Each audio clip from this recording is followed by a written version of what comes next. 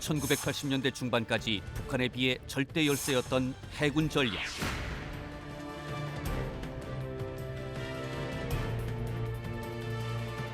NLL을 무시하는 비정규 해상 침투와 동서남 전 해역을 노리는 북한의 정규전 시나리오를 막기 위해 우리가 선택한 전략은 바로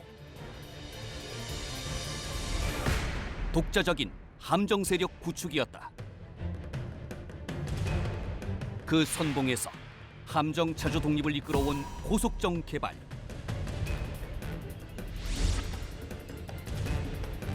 특히 1976년부터 1993년까지 105척을 건조한 참수리 고속정은 우리 연안에서 간첩선의 시대를 종식시키고 남북한 해상 전력의 판세에 커다란 변화를 가져온 함정으로 평가된다.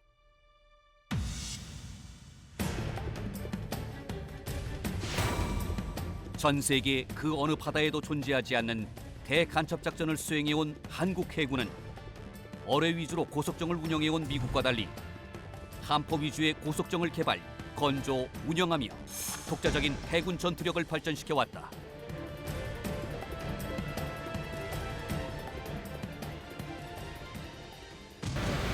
그리고 1999년 6월 15일 제1차 연평해전 참전용사가 직접 증언하는 그날의 바다와 해군과 참수리 고속정의 이야기.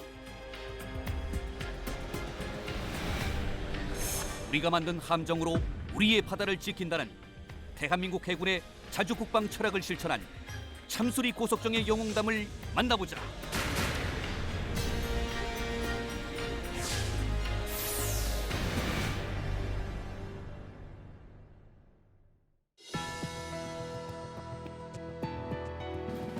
여러분 안녕하십니까? 첨단 국가의 초석 방위산업의 라미경입니다. 오늘은 지난 시간에 이어 서해 수호신 PKM 고속정 참수리호에 대해서 알아보겠습니다. 함께 하실 세 분 소개합니다. 먼저 참수리호를 비롯해 해군에서 다양한 함정의 설계와 건조에 참여하시고 조함병과장과 해군 조함단 부단장을 역임하신 심희섭 제독 모셨습니다. 안녕하십니까, 심희섭입니다. 역시 참수리호를 비롯해 다양한 함정을 지휘하시며 동해와 서해의 최전선에서 해양 안보를 지켜오신 분입니다. 배영수 제독 모셨습니다. 안녕하십니까, 배영수입니다. 마지막으로 PK 고속정에서 구축함에 이르기까지 다양한 함정을 지휘하시며 1999년 제1차 연평해전을 비롯해서 많은 해양작전에 공을 세우신 김달윤 제독 함께 하시겠습니다. 네, 안녕하십니까, 김달윤입니다. 예, 저희가 이제 3시간에 거쳐서요, 이 참수리호에 관련된 건조 또 실전 능력 과정들 좀 쭉 살피고 있는데요. 이제 오늘은 구체적으로 실제 이 해양에서 어떤 실전 능력을 갖고 이 역할을 했는지 이제 살펴보겠습니다. 배 제독님, 우리가 이제 1983년 10월 9일에요, 이 아웅산 테러가 일게 되고요. 물론 이제 북한에 의해서고요. 이 전군의 이제 비상령이 이제 내려지게 됩니다. 그 당시 이제 배영수 제독께서는 동해에서 이 고속정 편대장 임무를 이제 수행하셨던 걸로 좀 알고 있거든요. 그 당시 좀 상황을 좀 묘사를 좀 해주시죠. 네. 저는 대위 때는 PKM 정장으로서 이제 동남해역에 전개돼 있었습니다. 주로 이제 욕지도에서부터 다대포 그리고 울산, 포항 이쪽에 이제 전개돼서 주로 이제 대간 작전은 이제 그 야간에 그 간접선을 찾기 위해서 무수한 밤을 지새면서 돌아다녔습니다만은 옆에 있는 그 김달윤 제독 같이 이렇게 간접선을 운 좋게 좋아하지는 못했습니다. 그 후에 이제 연합사 참모 업무를 마치고 85년도에 동해 편대장으로 전개되었습니다. 제가 전개된 곳은 동해에서는 이제 가장 최북단인 거진항의 PKM 3척을 지휘하는 편대장으로 부임해서 85년부터 86년까지 약 2년 가까이 전개되어 있었습니다. 당시 83년도에 이제 아웅산 사태가 나고서 안보 환경이 뭐 그야말로 그 긴장 상태가 계속 제가 부임한 85년도까지 계속되었었고요. 심지어는 뭐 대통령이 직접 군의 그 준비 대사를 갖다가 불시에 점검하고 막 뭐 그런 정도 그 상황이었으니까 국가 수반으로서 굉장히 우려하고 있었던 그런 상황이죠. 그리고 그 당시까지만 제가 편대장으로 근무할 당시까지만 해도 합참 의장님이 그 아웅산 그 테러에서 그 생존해 오신 그 이기백 육군 대장이었습니다. 그렇기 때문에 뭐 더더욱이 그 분위기는 그야말로 초긴장 상태였습니다.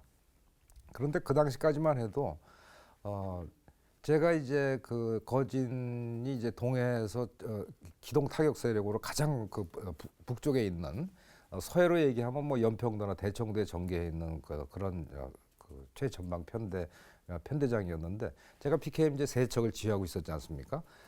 당시에 바로 북방 한계선 위쪽에는 장전항이라고 북한의 그 중요한 기지가 있었습니다. 거기에 북한 함정이 고속정들이 70척 내지 80척이 유도탄정 포함을 해서 그렇게 전개해 있었습니다. 그쪽에. 그러니 세 척의 함정 그리고 이제 이쪽 약간의 그 해상에는 우리 이제 초계 함정도 한 척, 그 이제 네 척 정도가 북한의 그 엄청난 7, 80척 되는 유도탄정 포함해서 그러한 전력하고 대치하고 있었습니다. 그때까지만 해도 어쨌든 북한 해군과 우리 한국 해군의 전력 차이가 그 정도의 차이가 있었다고 보시면 되겠습니다. 예. 그런데 제동님, 그러니까 우리 해군의 이 고속정 전술을 미국에 이전해줬다는 얘기가 있는데 어떤 내용입니까? 그 고속정이 그 한국 해군이 처음이 아니지 않습니까? 예. 2차 대전 당시에 그 미국 케네디 대통령이 이제 중위로 그 참전을 해서 그 고속정 그 정장으로 참전을 했었습니다. 근데 그 당시까지만 해도 그 고속정은 일반적으로 그 포를 이용을 해서 함포전을 하는 그런 함정 그 개념의 그 함정이 아니고요. 그 어뢰를 탑재를 해가지고 그 상대를 조우하게 되면 고속으로 상대 함정에 접근을 해서 주로 이제 대형함을 상대하는 거죠. 근접해서 어뢰를 발사를 해서 이제 공격하는 그러한 형태의 전술이었습니다. 근데 사실 그러한 그 고속 어뢰정 전술이 크게 그 전술적으로 효과를 보지 못했습니다. 왜냐하면 그 대형 함정들에서 그 대량의 함포 방어 차원에서 함포를 쏘게 되니까 그런 고속 어뢰정들이 근접하는데 굉장히 애로가 많았었죠. 그런데 우리 그 한국 해군은 그 어뢰를 탑재하지 않았습니다. 포를 탑재를 하고 포를 이용을 해서 작전을 하는 그러한 전술을 구사했습니다. 특히 과거의 그 고속 어뢰정들은 다수의 대응 공격이 굉장히 많기 때문에 다수의 그 어뢰정이 한꺼번에 적 함정으로 고속으로 접근하는 이런 그 전술을 썼거든요. 그렇기 때문에 불가피하게 항상 그 주간 작전을 주로 했습니다. 그리고 고속정이라는 것이 그런 항해라든지 식별이라든지 이러한 능력이 상당히 취약하기 때문에. 근데 우리 한반도 그 작전 환경은 전 해안에서 그 대간첩 작전을 수행을 했지 않습니까? 이 대간첩 작전은 항상 밤에 이루어집니다. 예. 그래서 아까 우리 김달륜 제독께서 그 자신의 PK 정장 시 간첩선 를 격침시킨 그런 사례를 갖다가 설명을 했는데요. 그때 이후로 어떻게 기본적으로 간첩선을 식별하는 데는 근접해야 된다고 했지 않습니까? 그럼 필연적으로 그 응사를 받습니다. 조기에. 그래서 조기에 응사를 어떻게 피하고 그리고 빨리 그 대응 사격을 하느냐 하는 것이 이제 대간첩 작전의 성공 여부를 결정짓는 요소인데요. 그 이후에는 그래서 항상 기본적으로 두 척이 그 편대 작전을 하도록 했습니다. 그래서 한 척이 기습 공격을 받아서 무력화되더라도 예비 함정이 바로 그 공격 기동을 할 수 있도록 하는 그러한 그 작전. 그 다음에 이제 야간에는 그 지상에 계신 분들은 잘 실감을 못하실지 모르겠습니다만은 바다는 굉장히 껌껌합니다. 특히 이 대간첩 작전은 북한의 간첩선들은 주로 이제 무월강 상태에서 이제 움직이게 되겠죠. 아무래도 우리 한국 해군의 그 탐색 그런 거를 피해서 작전을 해야 되기 때문에 예. 그래서 항상 그 무월광시에는 그 모든 고속정들이 나가서 한 척 한 척 다 검색을 해나가면서 이제 이런 이제 그 탐색 작전을 하거든요. 그래서 그 무월광하에서는 야간에는 이 그 저가 식별이 굉장히 그 우군 간에도 자칫 잘못하면은 그걸 우리가 저기 미군 용어로서는 블루원 블루라고 하는데요. 우군끼리의 교전이 발생한다든지 충돌을 한다든지 이러한 사례들이 빈번합니다. 그래서 이러한 것들을 방지하면서 고속으로 협동 작전을 실시하는 것. 그리고 일단 상황이 발생돼서 간첩소를 추격하는 단계가 되면은 해공 합동 작전으로 해상 작전을 실시했습니다. 그래서 이러한 그 일련의 그 야간 작전, 그 합동 작전 이러한 것들이 당시에 미 해군의 아주 주요 관심 사항이었고 자기들이 갖지 않는 그런 한국 해군만의 독특한 전술이었습니다. 또 환경에 의해서 만들어진 이런 전술적인 부분들이 또 그렇게 또 활용되기도 하네요. 예. 그러니까 지금부터는 우리 참수료의 가장 대표적인 활약상이라고 얘기할 수 있는 연평해전에 대해서 좀 더 자세하게 알아보겠습니다. 김재동 님이 이제 1999년도 제1차 연평해전에 이제 참전을 하셨었고요. 예, 당시 이제 누구보다도 이제 그 상황을 좀 잘 알고 계실 텐데요. 그 연평도 부근에서 어떻게 이 도발이 일게 됐는지 설명을 좀 부탁드리겠습니다. 예, 지금부터 상세히 설명을 드리도록 하겠습니다. 당시 그때 저희 직책이 제23 고속정 전투전대장이었습니다. 다시 말해서 고속정을 지휘하는 정장이 있고 그 위에 편대를 구성하는 편대장이 있고 편대 단위 위에 전투전대장이라고 했습니다. 당시 계급은 대령이었었는데 보통 지휘를 육상에서 인천의 육상에서 지휘를 하고 편대장 평상시에는 편대장과 정장 위주로 해서 현장에 나가게 됩니다. 아시다시피 이 서해 연평도 근해는 매년 6월이 되면 꽃게철입니다. 꽃게가 1년에 2번 나는데요. 6월과 가을에 납니다. 매번 6월이 되면 북한 경비병들이 NLL 해상 붕괴선이라고 말씀하시죠. 그거를 넘나들면서 외화벌이 어선, 자기네들 말하는 외화벌이를 한다고 그럽니다. 외화벌이 어선들을 통제한다는 그런 명목을 가지고 북한 경비 함정들이 우리가 설정해 놓은 NLL을 침범을 하게 됩니다. 이때마다 우리는 정전시 교정 규칙에 따라서 맨 처음에는 경고를 하죠. 넘으면 안 된다. 올라가라. 그 다음에 두 번째 계속 넘어올 때 위협 사격을 하는 거죠. 넘으면 쏜다. 위협을 하는 거죠.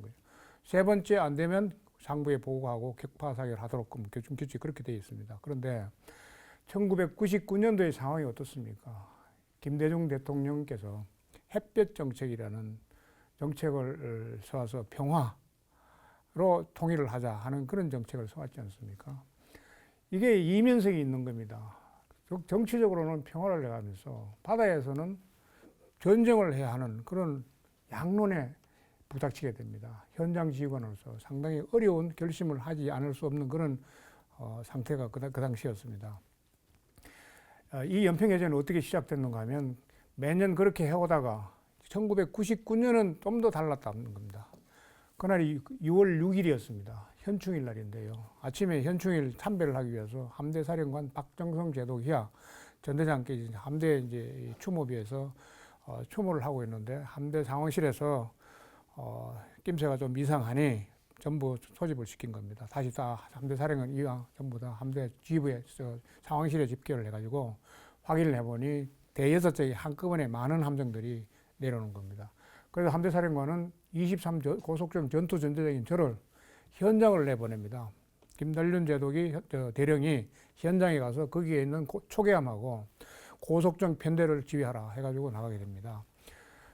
6월 6일 나가서 제가 연평도 그 바지선이 있습니다. YPK라고 말하는 바지선에 대류를 하면서 거기에서 교육을 시키고 훈련을 시키고 대응을 조치를 어떻게 하라는 것을 제가 책임을 지고 밑에 편대에 지휘를 하게 됩니다. 그러던 중 6월 11일 날 제가 거기에서 다시 또 바다로 나가게 됩니다. 그때 배를 타고 있는데 초계함 진해함이라고 하는데 PCC라고 말씀하시죠. 그러니까 진해함이 밑에 있는 고속정 편대를 두고 제가 전투전대장이 진해함을 타게 됩니다. 타는 과정에서 북한 경비정들이 7.5마일을 내려온 겁니다. 내려와서 제가 타고 있는 진해함을 들이박으려고 들어오는 겁니다. 제가 올라타자마자 과거에 제가 충돌 경험이 있기 때문에 우리 편대 고속정 편대장한테 과감하게 충돌하라고 지시를 내린 거죠.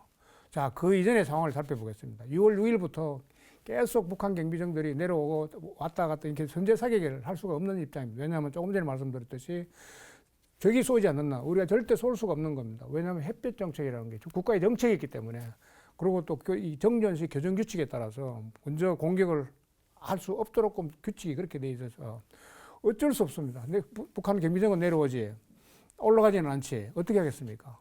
가서 박는 수밖에 없는 거 아닙니까? 밀어내기씩. 그래서 저는 거기서 이제 그 당시 그때까지만 해도 우리 고속정 편대 요원들이 적개심이 불타온 겁니다. 완전히 뭐 하고 있는지 위에 지휘부를 막 욕하게 됩니다. 뭘 지금까지 말이지, 그렇게 이렇게 밀고 밀리고 그런 작전을 지루한 작전을 하라는 것인지 굉장히 불평불만이 많습니다. 거기에 신문지사에는 어떻게 나오는 물로 터진 해군, 기압 빠진 해군, 뭐 하여튼 해군에 대한 엄청난 비난이 쏟아져 나왔습니다. 그거를 뉴스나 신문을 보고 정장과 편대장 저도 역시 그만 가만두지 않겠다 하고 한 그것이 6월 11일부터 전개가 됩니다. 6월 11일 그때 당시에 오전인데 언론 제가 지시를 내렸죠. 우리 전단대 충돌을 하라 하니까 전부 미친 듯이 도관에 쥐를 잡듯이 그냥 갖다 들이박는 겁니다. 그런 지시를 내리고 저희 전대장이 그냥 진짜로 입술이 탄 겁니다. 목이 막 담배도 안 피우고 아무것도 안 하지만은 목이 타서 그 과연 내가 충돌했을 때 상대방이 사격을 할 거는 뻔하지 않습니까? 그걸 감수하고 우리가 먼저 들어가서 충돌을 해야 하는 그런 입장. 두 번째는 그를 말미암아서 확진이 되면 전면전이 발생할 수 있다라고 생각하니 현장 지휘관은 정말로 고뇌에 찬 겁니다. 이렇게 하는데 다행히도 우리 고속정들이 가장 용감하게 박으니까 북한 경비정들이 그러면 날 살리라 하는 식으로 해서 시커먼 연기를 뿜으면서 북으로 도주한 겁니다. 당시 북한 경비정들은 가까이에서 박았으니까 바로 이 근접해서 봤지 않습니까? 전부 선체가 녹이 슬고 그 다음에 정제된 기름이 아닌 디젤유를 쓰는데 기름이 정제대로 되지 않으니까 속력을 올리면 시커먼 연기가 그냥 아주 시커먼 연기가 많이 바다를 오염시켰습니다. 그러고 올라간 겁니다. 그리고 그 다음 12일, 13일, 14일 계속 그런 왔다 갔다 하면서 우리가 박으려면 도망가고 심지어는 저희가 접근을 하게 되면 걔들이 수류탄을 들고 우리 배를 공격합니다. 수류탄 보이지 않습니까? 터지는 거를. 그런데 이제 도저히 안 되겠다 해서 6월 15일 날 오전에 그래서 함대에서 건의를 합니다. 이번에 오늘은 강력히 대응을 하겠습니다. 성의를 해주십시오. 하고 전투전대장이 제가 지시를 전문으로 날렸죠. 그러니까 함대에서 오케이 오늘은 제대로 두지 말고 강력 응징하라 하는 지시를 받았습니다. 그러자 그 내용을 그대로 편대에 지휘를 하니까 그 당시 안지영 대위가 지휘하는 고속정이 잠수리가 있었습니다. 그 고속정이 북한 PC에서 경비 함정을 들이박은 순간에 경비 함정에서 사격이 나온 겁니다. 그러니까 일체 점포 격파 사격 지시를 제가 낸 거죠. 그때는 왜냐하면 자위권 차원이다 해가지고 그대로 사격한 거죠. 저는 그 당시에 천안함을 타고 있었습니다. 그러면서 끝까지 추적해서 북한 PC에서 680을 격파시키겠다고 천안함하고 1500야드에서 교전이 왔다 갔다 합니다. 제가 탄 천안함에서 수많은 포탄이 천안함에 들이박힌 겁니다. 그리고 우리 포가 북한 경비정에 불뿜 떠서 그냥 그대로 갑니다. 얼마나 많은 인명피해가 났겠습니까? 다행히도 우리 천안함 장병들은 한 명도 인명손상이 없었고 다만 엔진만 사고가 났었습니다. 불과 10여 분 만에 여기 전과를 올렸는데요. 그때 이제 안지영 대위가 먼저 선제 사격 공격을 받는 그 순간에 거기 있는 기관장, 거기 장포장, 그 성조원 몇 명들이 좀 가벼운 경미한 부상을 입었죠. 그리고 약 15분 동안에 두 개 단대가 나갔었는데 1단대, 2단대 사격으로 인해서 북한 경비정 2척이 침몰이 되고 5척이 대파가 되고 인명피해는 그 사람들이 발표를 안 하니까 수많은 인명피해가 났다고 이 방송에 그렇게 나오고 있습니다만 저는 그런 연평해전을 겪고 현장을 지휘하고 옴으로 해서 상당한 자부심을 느끼고 오늘까지 있게 됐습니다. 예. 심재동님, 이제 삼수리급 고속정을 이제 설계와 건조를 하신 분으로서 1차 이 연평해전 소식을 접하고 또 감회가 남달랐을 것 같은데 어떠셨습니까? 예, 정말 그랬죠. 1980년대 이전에는 이제 그 고속정이 대간첩 작전에서 그 성과를 자주 그 보일 때가 있었습니다. 예, 그때도 내가 만든 그 고속정이다 해서 상당히 그 감개무량했는데 그 이후에 한참 잠잠하다가 이제 그 제1 연평해전 그 소식을 듣게 됩니다. 조함을 하는 입장에서는 직접 참여한 함정이 건조에 참여한 그 함정이 세계 일주 뭐 원양 항해를 하던 또 대간 작전에서 성과가 있던 이게 항상 평가를 받는 입장이기 때문에 항상 불안합니다. 혹시 무슨 문제가 있지 않나 해서요. 그래서 연평해전 역시 이미 그 많은 세월이 흘러가지고 그 함의 안전에는 다소 이제 문제가 없었지만 실제 해전에서 승전을 했다고 하니 역시 그때 그 발부 하나하나를 전수 검사를 제대로 해가지고 군사양으로 을 적용하면서 그 최선을 다해서 개발 한 보람이 있구나라고 생각을 했습니다. 그래서 앞으로도 더욱 그 기술 개발에 힘써가지고 더욱 쓸모 있는 함정을 만들어 야겠다는 그런 생각을 하게 되죠. 또 내가 만드는 함정이 또 대한민국을 그 지킨다는 감동은 사실 이루 말할 수 없겠죠. 그리고 특히 그 WCS 86 그 사통 장치를 잘 만들어 달았구나 하는 그런 생각도 했습니다. 사실 WCS 86이라는 그 대함용 그 사격 통제 장치는 그렇게 요즘으로 얘기하는 그렇게 고급 장비가 아니거든요. 사격용도. 그래서 사실 처음에는 고속정에 탑재해가지고 통합 시험을 할 때는 해전에서 얼마만큼의 그 역할을 할 것인가는 다소 좀 우려를 했었거든요. 예. 배영수 제독님도 네. 마찬가지였을 텐데요. 네. 굉장히 놀라셨죠? 저는 하여튼 그 전투장교로서 그 해상 근무를 많이 했고 그리고 진짜 고생도 많이 했는데 그 김달륜 제독과 같이 그 전투 상황에서는 이상하게 그 조금 벗어나 있는 그런 이제 근무가 계속 유지가 됐습니다.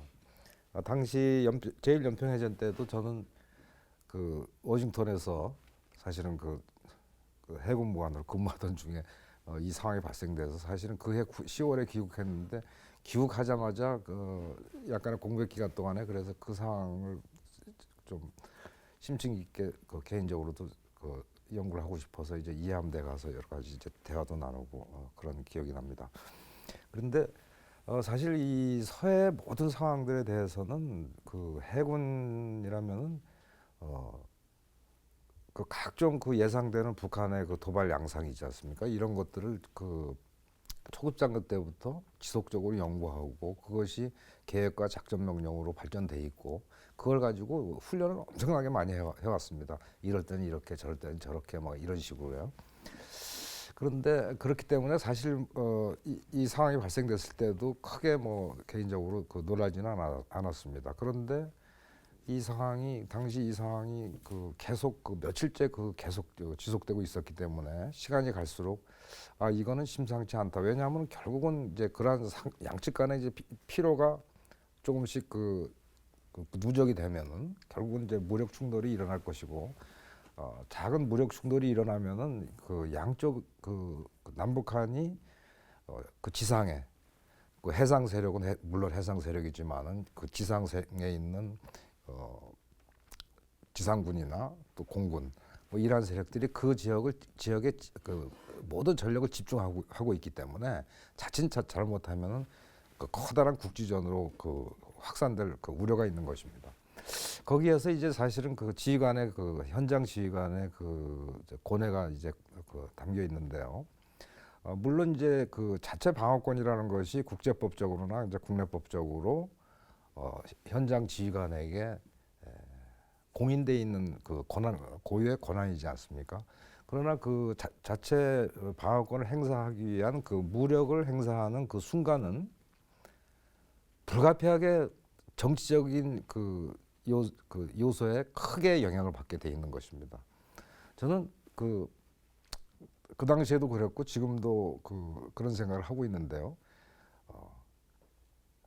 그 충돌 공격이라는 것은 그 너무나 무모한 그 행동이었다라고 저는 항상 그렇게 생각합니다. 그래서 그 당시에 이제 현장 지휘관이 불가피하게 거기까지 갈 수밖에 없었던 그런 상황이었는데요.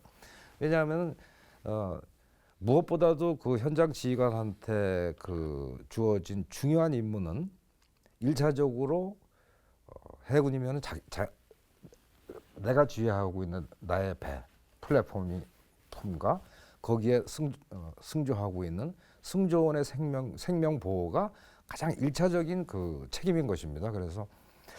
그런데 그러한 것들에 과도하게 또 그 집착을 하다 보면은 정치적으로 요구하는 실질적으로 군사적인 목표를 달성하지 못할 것이기 때문에 그 향후에 또 그것이 또 책임으로 다시 다가오겠죠. 이 양자 간에 이거를 어떤 순간에 어떻게 결심을 해서 일단 그 자체 방어 차원의 행동을 해야 된다고 결심했을 때는 진짜 그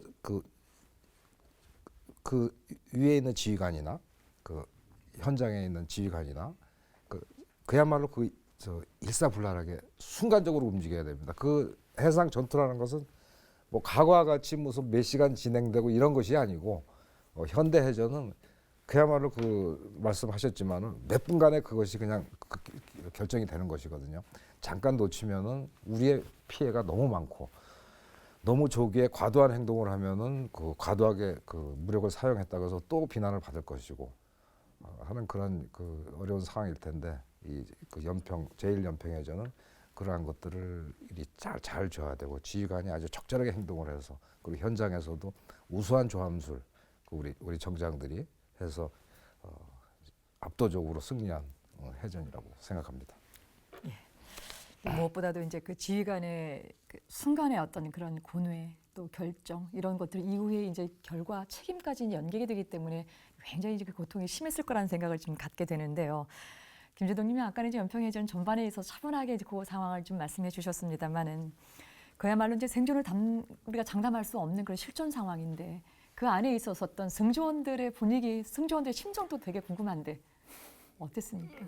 네, 승조원들은 한마디로 지쳐 있었죠. 아침에 식사를 하고 아침부터 식사 끝나면 북한 경비정들은 꼭 주간 중에만 나타납니다. 왜냐하면 그만큼 취약하다는 거죠. 야간 작전에.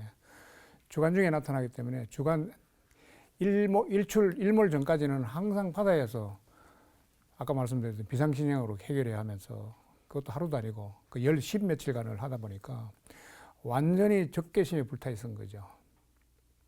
적개심에 불타 있는 타대에 언론과 방송에서 해군에 대한 비난이 쏟아지고 이렇게 하니까 이거는 눈에 보이는 게 없었죠. 한마디로 불을 뿜는 그런 적개심에 불타 있는 그런 상황이었습니다. 그리고 주간 중에 나가서 작전하게 되면 전투전대장인 저는 야간에 들어오면 대원들, 성조원들과 같이 자 이렇게 들어오면 이렇게 작전하고 저렇게 들어오면 저렇게 작전을 하자 하는 그런 서로의 어떤 무건적인 전술토의를 하게 됩니다. 전술토의하는 과정에서 그들로 하여금 더욱 자신감을 가지고 하죠. 또 한 가지 중요한 거는 실제 북한 함정을 안 본 상태에서는 굉장히 두렵게 느껴집니다. 왜냐하면 북한은 경비 함정이니까 우리 배하고 똑같은 줄을 그렇게 생각을 하겠죠. 그런데 현장에서 실제로 보니까 이 정도면은 우리 함정을 가지고 충분히 이길 수 있겠구나 하는 그런 자신감을 성조원들이 얻게 된 겁니다. 빨리 명령만 내리십시오. 우리는 하겠습니다 하는 그런 불타는 의지에 타가지고 그래서 성조원들은 마침내 6월 15일 날 한 건을 하게 되는데요. 그때 그 이후에 연평해전이 끝나고 충청도에 있는 모 할아버지가 황소 한 마리를 이 함대 월미도까지 직접 몰고 우리 해군 장하다, 해군 성조한테 잡아먹이라면서 황소 한 마리를 몰고 이 함대까지 온 그런 사례도 있습니다. 그만큼 우리 장병들이 사기와 또 분위기는 최고도 다르다고 봅니다. 예. 바로 이제 그 참수료에 이제 그 승선하고 있었던 그 승조원들의 그런 어떤 전의에 불타는 사기 이런 것들이 결국 이제 이 승리를 이끌게 될 텐데요. 근데 이제 현장 실전에서 이제 북한을 이렇게 함정을 이렇게 보게 되면서 북한의 전력이 어느 정도였었습니까? 북한의 공격은 굉장히 단순합니다. 왜냐하면 우리가 먼저 공격을 하니까 우리가 먼저 기동성이 빠르기 때문에 그들을 쫓아다니면서 공격을 하면 저들은 피할 수밖에 없습니다.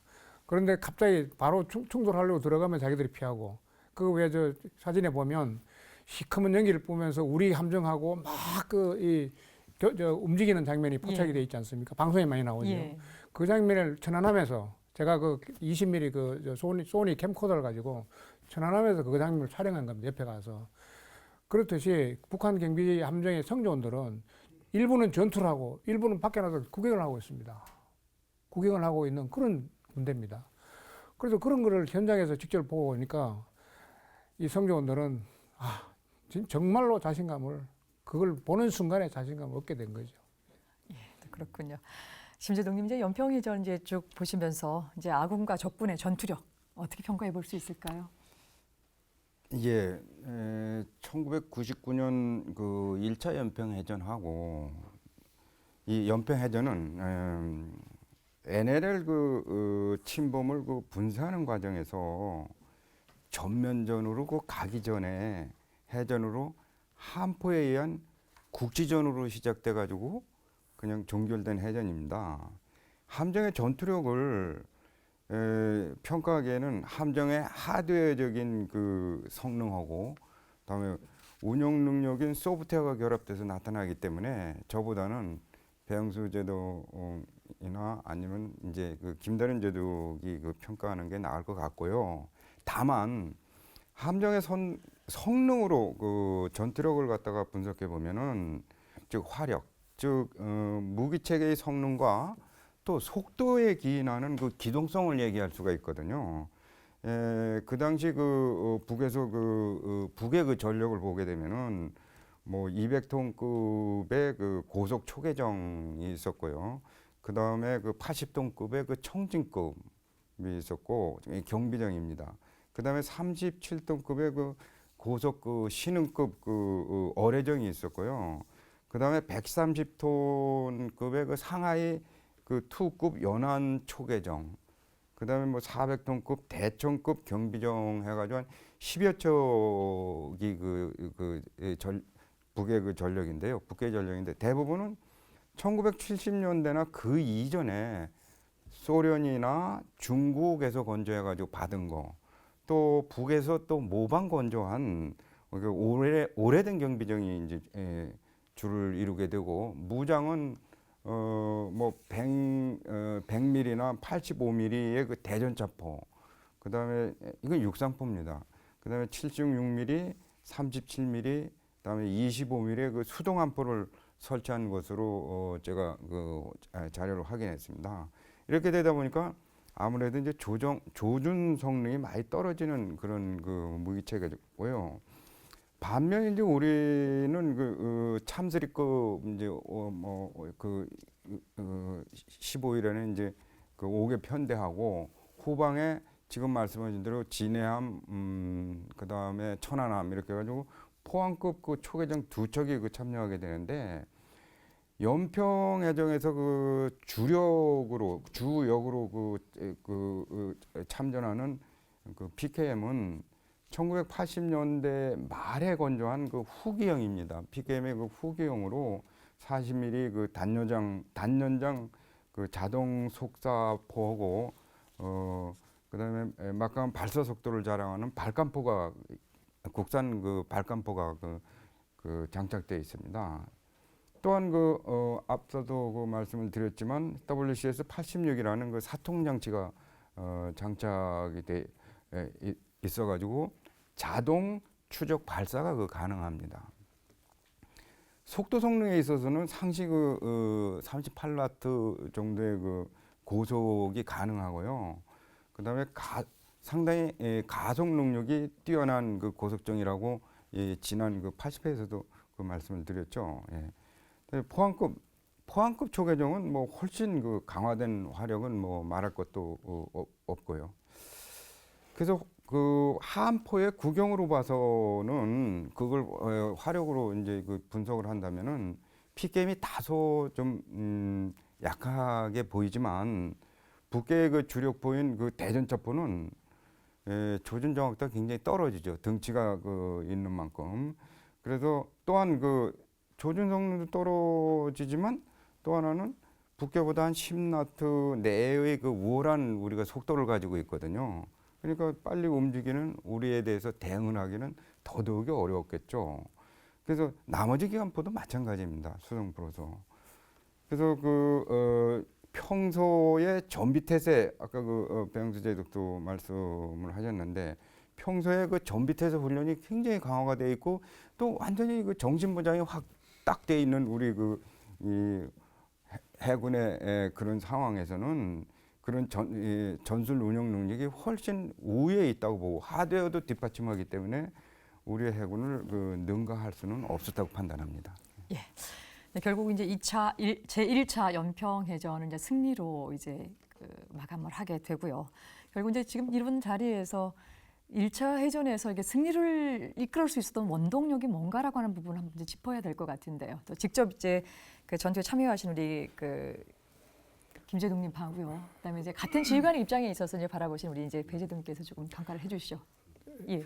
지금 1차 연평해전, 2차 연평해전 뭐 이렇게 시청자 여러분께서 그렇게 알고 계시는데요. 사실상 연평해전이 하여튼 1차 연평해전이라는 것은 우리의 정규 참수리호 또 초계함 또 구축함 등이 합동으로 같이 참여를 해가지고 북한 경비정을 물리친 그런 함정입니다. 그 다음에 2차 연평해전이라는 것은 아시다시피 우리가 많이 좀 성적을 잃게 되죠. 승리의 원동력이라는 저는 이렇게 생각합니다.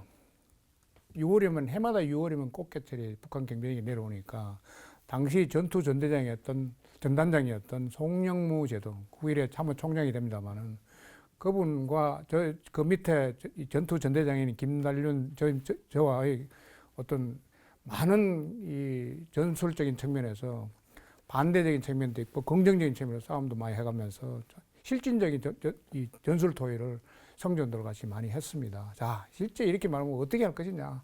과거처럼 어떤 교리에 입각하지 않고 현실에 입각해서 우리 한번 해보자. 전술 토의, 실전적인 전술 토의를 거쳤고, 그 다음에 현재 나와서 보니까 아까도 말씀드린 북한 경비정 보니까 우리는 발칸포, 앞에 발칸포라는 속사포지 않습니까? 그게 물리면 북한 경비정들은 압니다. 자기들이 그 포가 위력이 뜻하는 거를. 그렇기 때문에 그만큼 자신감을 또 전술적인 측면에서 충분히 이거는 내가 이런 경우에는 이런 전투를 하겠다 하는 그런 자신감을 확실하게 가지고 있기 때문에 승리를 했지 않는가 하는 그런 생각이 듭니다. 결국 이제 자신감이 이 승리 원동력이다 이렇게 말씀을 주셨고요. 배영수 제동님은 어떻게 보십니까? 저희가 군사 교범적으로 전쟁에서 승리하기 위한 여러 가지 조건들을 얘기할 때 우리가 그것을 전쟁의 원칙이라고 하는데요. 그 중에서 우리가 가장 중요하게 첫 번째로 여기는 것이 목표의 원칙이라고 합니다. 목표의 원칙. 우선 싸움의 목표가 명확하고 단순해야 된다는 겁니다. 그런데 서해에서의 서해 북방 한계선에서의 해역에서의 우리의 전쟁의 목표는 상당히 혼란스러운 측면이 있습니다. 뭐 설명드리자면 복잡합니다만은 간략하게 말해서 우선은 어떠한 상황이라도 우리가 전쟁을 방지해야 되지 않습니까? 그래서 지휘관들한테 전쟁을 억제해야 된다는 일종의 최상위 정치적인 목표가 있습니다. 그다음에 군사적으로는 부여된 임무가 있습니다. NLL을 고수 방어해야 되고 휴전 협정을 준수해야 되고 등등 여러 가지 하는 그러한 이제 군사적인 목표가 있고요. 그리고 마지막으로는 이제 현장 지휘관이 자기의 함정과 승조원을 보호해야 된다는 생명과 재산을 보호해야 된다는 그러한 목표. 그래서 이 세 가지 목표가 어떤 한 가지가 크게 비중이 가면은 다른 하나가 위축된다든지 뭐 이러한 상황이 되면은 그 전투와 전쟁은 상당히 좀 왜곡된다든지 실패한다든지 이렇게 될 수 있을 것입니다. 그래서 거기에 그 분명한 그 교리적인 지침이 있는데요. 그 어떠한 경우에도 정치적인 그 현장 지휘관의 그 고유의 그 권한인 자체 방어권을 정치적으로 영향을 미쳐서는 안 된다라는 것이 아주 그 대원칙으로 설정되어 있는 것이죠. 그래서 그러한 것들이 이제 사실은 우리나라의 이제 그 국가 경영을 맡고 있는 여러 정치인들이나 지도자들이 그 자체 방어권에 대한 개념과 그런 것을 잘 이해하셔가지고 현장에 그러한 그 명확한 지시와 이런 것을 할 수 있도록 그렇게 해야 됩니다. 한마디로 그러나 그 제1차 연평해전은 지휘관이 그래서 그러한 혼란스러운 가운데 아주 적절한 의사 결정을 했고 효율적인 그 지휘 능력을 발휘했다는 점. 그다음에 그 함장이나 그리고 그 고속정 정장들의 그 조함술. 그다음에 마지막으로는 우리 우수한 PKM을 만들어 주신 우리 심희섭 제독님이 진짜 심혈을 기울여서 무기체계 하나하나 잘 만들어서 주었기 때문에 이길 수 있었던 거죠. 이렇게 이 세 가지 삼박자가 잘 맞아떨어져서 여기에 화랑무공 훈장에 빛나는 김달륜 제독이 여기 오늘 나올 수 있었던 것 같습니다. 예, 말씀 잘 들었습니다. 여러분께서는 지금 첨단 국가의 초석 방위 산업을 시청하고 계십니다.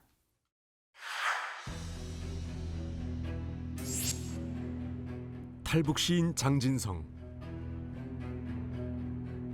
그는 지난 2012년 자신이 운영하는 북한 전문 사이트에 제2차 연평해전 당시 부상을 당한 북한 해군 수병들의 증언을 공개했다.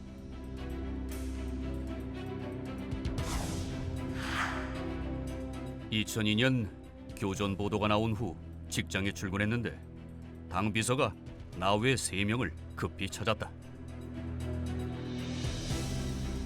장진성 일행이 불려간 곳은 평양시 대동강구역 문수동에 위치한 조선인민군 11호 병원. 제2차 연평해전에서 살아 돌아온 북한 해군 병사들을 취재하는 임무였다.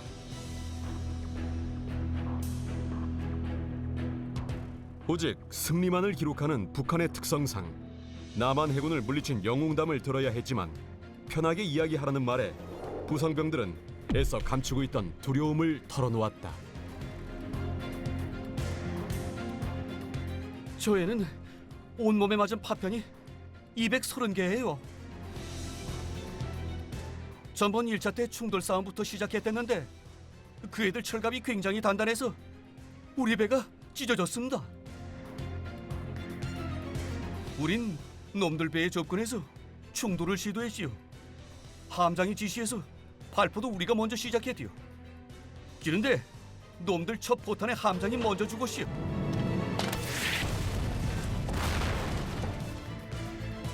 우린 뭐다 가판 위로 올라가서 쏘는데 그놈들은 어디서 쏘는지 보이지도 않아요. 그놈들 함선 무섭게 발전했시오.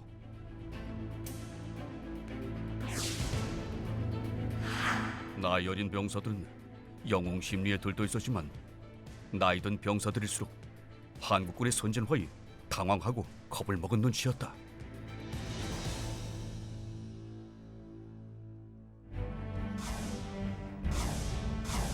정전협정과 NLL을 무력화하려는 북한의 해상 도발. 이에 맞서는 우리 해군은 유엔군 사령부의 교전 수칙에 의거 선제 공격을 자제하고 확전을 방지하며 정전협정과 NLL을 사수해왔다.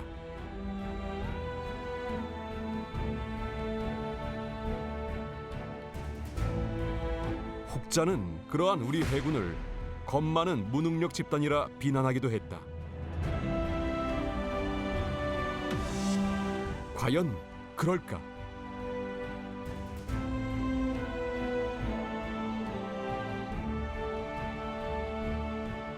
개가 짖는 것은 용맹해서가 아니라 두려워서다. 진정한 강자는 조용히 힘을 키우고 결정적 순간에만 그 힘을 사용해 적을 제압한다.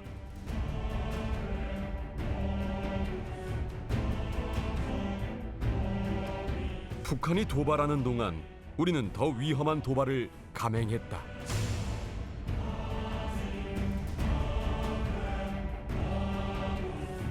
불가능과 의심을 도발해 스스로 함정 체계를 개발하는 첨단 방위 산업 국가가 된 것이다.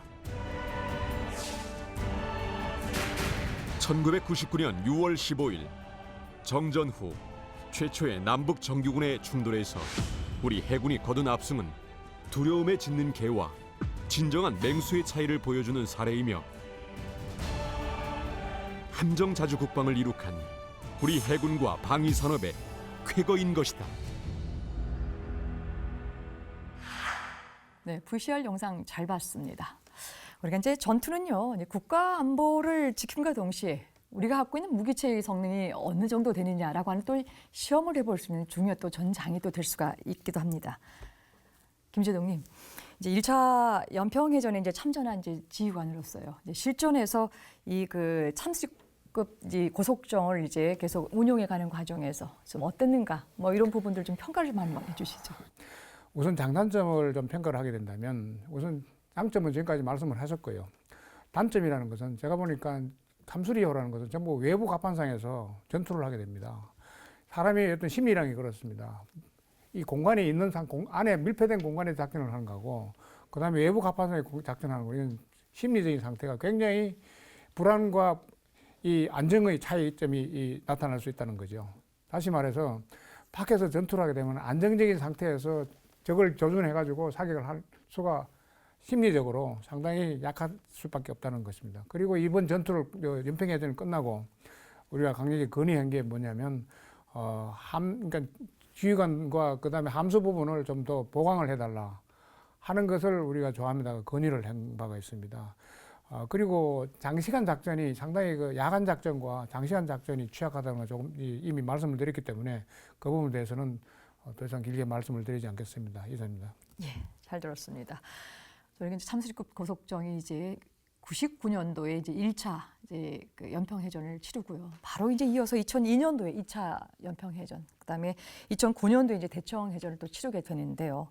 배재동님, 네. 이렇게 이제 세 차례 연달아 있었던 이 그 해전을 보면서 우리 고속정이 잘하고 있었는가, 작전 성능이 좀 어땠는가라고 하는 것을 또 아주 좀 객관적인 시각으로 한번 평가를 좀 한번 해주시죠. 기본적으로 PKM은 많은 함정이 생산이 돼가지고 우리 한반도의 그 특수한 그 안보 환경 그리고 지리적 환경에 잘 적응해서 아주 임무를 성공적으로 수행한 아주 우수한 함정입니다. 그러나 이 자리에서 이제 말씀드리고 싶은 것은 이 무기 체계라는 것은 결국은 이제 창과 방패 논리에 따라서 이제 지속적으로 발전돼 나가기 마련인데요. 세계사에서 보면은 한 번의 성공에 안주했다가 곧바로 큰 실패를 하는 경우가 비일비재한 것을 우리가 볼 수가 있습니다. 즉 우수한 무기 체계는 역시 그 당시에 상대적 우위에 불과한 것이지 그 미래를 준비하고 있지 않다는 것입니다. 그래서 저는 PKM의 그 우수한 성능이 미래 작전 환경에 결코 적합하다고 보지는 않고요. 따라서 결국 현재 윤영하급 함이나 이러한 것이 발전돼 나가고 있는데요. 그래서 그러한 함정들로 지속적으로 발전되어 나가야 되고, 그리고 북한의 도발에 대한 우리의 대응도 그러한 무기 체계의 발전과 함께 발전되어 나가야 된다고 그렇게 생각하고 있습니다. 예. PKM 참수리호의 이제 개발과 건조 과정에서 또 세 차례 또 해전 과정을 쭉 살피면서 많은 성공과 또 희생에 관련된 이야기를 같이 나눠봤습니다. 몸집은 작지만 우리 해군과 우리의 국가 안보 차원에 있어서는 어떤 항공모함보다도 큰 역할을 했다고 해도 이제 과언이 아닐 텐데요. 우리가 이제 참수리호를 통해서 앞으로 우리가 어떤 것을 또 배워가고 이후에 어떤 또 교훈을 또 남겨서 같이 좀 새겨야 할지를 조금 마지막으로 조금 말씀 듣겠습니다. 먼저 심희섭 제도께서 주시죠. 예.